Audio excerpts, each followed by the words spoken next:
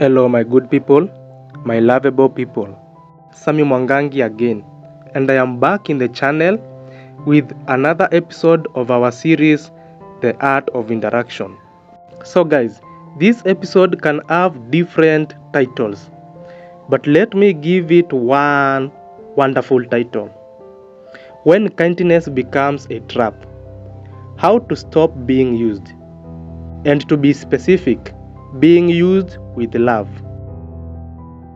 Alright guys, pull up a chair and let us dig into this masterpiece. Let me talk to you straight. This week, 200 Bob taught me more than any heavy philosophy book ever did. Here is what happened. A close friend of mine, someone I have helped before, and sometimes he helps me too, texted me early in the week. Bro, naomba msaada kidogo. The guy was asking for me to assist him with some cash. I checked my PESA. Balance 200 Bob. In fact, that was my supper. In addition to that, I was not feeling well. I was on some strong medicine. The kind that must meet ugali on the way down, or the medicine will fight you from the inside. So I replied, bro, sina yodo. He did not take that seriously. So he showed up at my place. After seeing my good brother, I even opened my PESA like a medical report and said, look bro, I have only 200. I need to buy food before I take this medicine. He nodded like he understood, then asked me to send him 170 Bob. He told me he even wanted 250, but 170 will help him out. I sent it to him. He left with no thank you, just silence. And that is when the lesson landed. Some people are so focused on their problem that your problem becomes invisible. They are not thinking about your health, your plan, or your last 200. They are thinking about their need, their crisis, and their timeline. It is not that they are monsters. No, it is that they are operating from pure self, and if you don't have boundaries, you will be the one paying the price. Let us be honest about the culture we grew up in. We believe in community. We talk about Arambe. We pull together. We live by the spirit of Ubuntu. I am because we are. I love that. It is part of the reason our people survive tough seasons. But even the elders who preached generosity also preached wisdom. Ubuntu was never a license for your friend to treat your last 200 Bob as their personal emergency fund. Ubuntu is compassion with balance, not compassion on tap. I am because we are does not mean I am because you pay. Now, let us slow down and look at how that conversation went.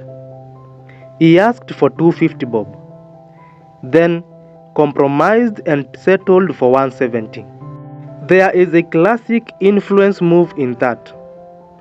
Start with a big ask, then drop to a smaller ask so you look reasonable.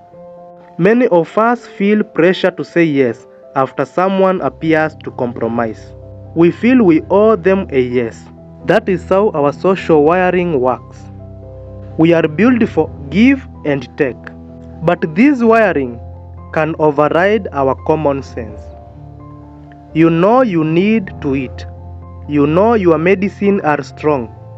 But the pressure of the moment hijacks your manners, and you pay with your supper. Before we judge all friends and switch off our phones, let us talk about the kind of people we meet. There are givers, people who help first. There are matchers, people who try to keep things fair. And there are takers, People who mostly collect.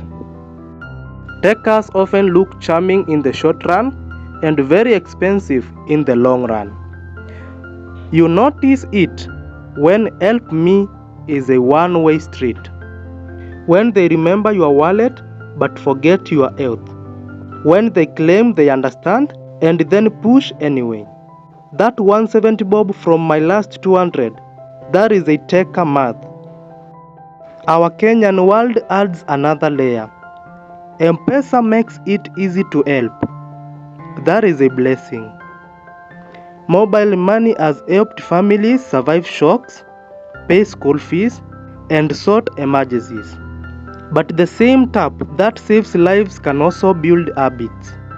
If you are not careful, your generosity becomes part of someone else's budget plan. The tool is good, but the misuse is not. So, what do you do when empathy meets appetite? You learn the difference between helping and dangerous helping.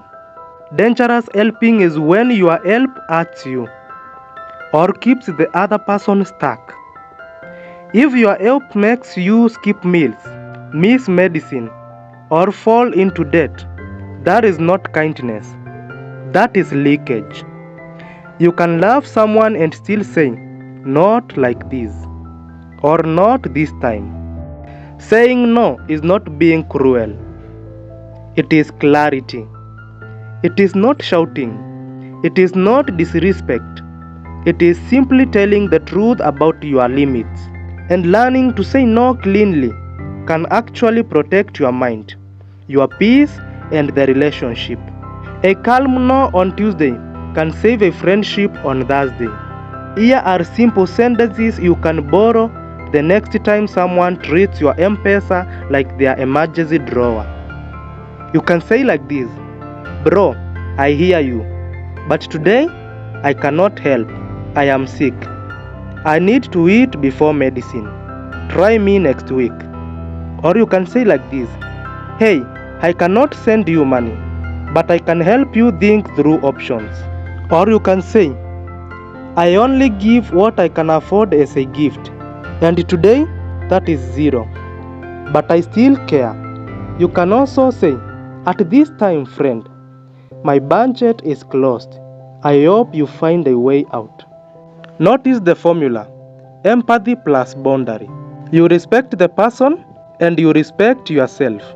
If guilt shows up, remember, pressure, guilt, and hurry are the three drums that manipulative requests like to beat. Don't let someone else's urgency become your new commandment.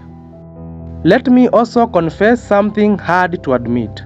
Sometimes we givers create the pattern.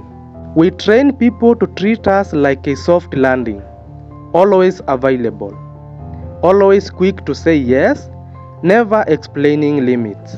But don't set boundaries only with words. You set them with patterns. If you always say yes, you are not practicing community. You are running silent subsidy. Real community includes honesty about limits.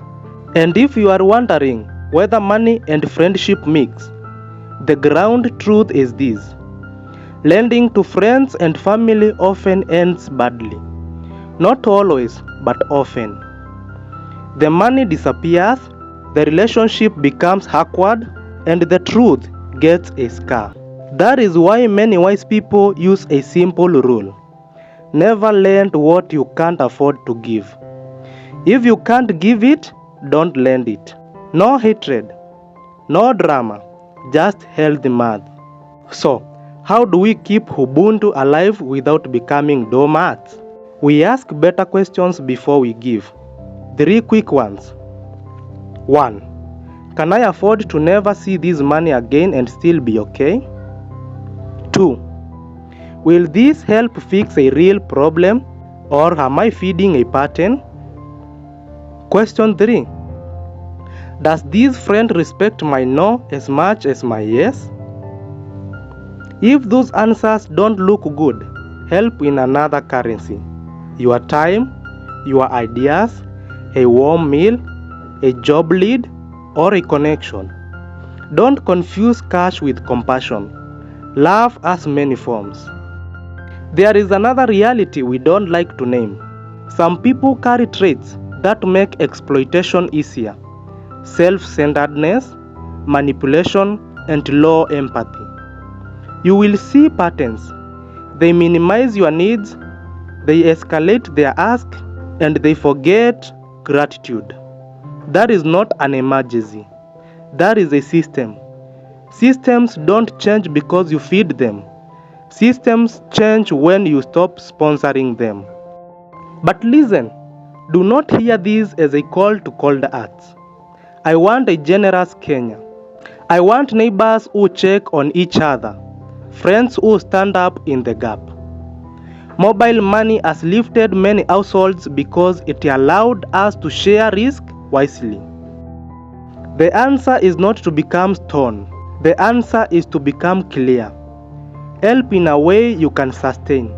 Help in a way that keeps you healthy enough to help again tomorrow. That is how a community stays strong. Let me circle back to that night. I ate late. I took my medicine. And I took my lesson. Next time, my answer will be, bro, I love you. Today, the answer is no. Not from anger, but from alignment. Because you can be a good friend without being a good victim. You can be compassionate without being consumed. If you are the kind of friend who is always asking, I have got love for you too. Life gets hard. Emergencies happen. But if your emergency has a monthly billing cycle, your friends are not your plan. They are your people. People deserve respect, timelines, honesty, and gratitude. Thank you is free. How are you feeling? Cost nothing. Humanity is not measured by what you can extract from your circle. It is measured by how you protect your circle.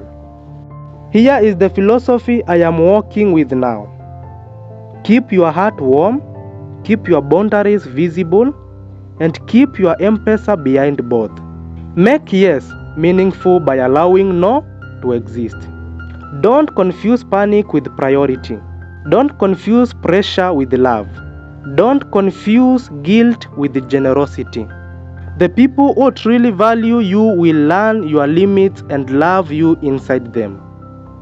The rest will drift away in search of softer wallets. Let them drift. Because kindness without wisdom is a slow leak. And nobody should lose supper and peace of mind just to keep peace with someone who will not even say thank you. Eat, take your medicine, rest, then help where you can, how you can, and when you can. That is not selfish, that is sustainable. And sustainable kindness is how a person and a country stays human. Guys, that is the philosophy of Sammy Mwangangi. Don't forget to like, share, comment, and invite many people to this channel. And also subscribe. Guys, I love you. Bye.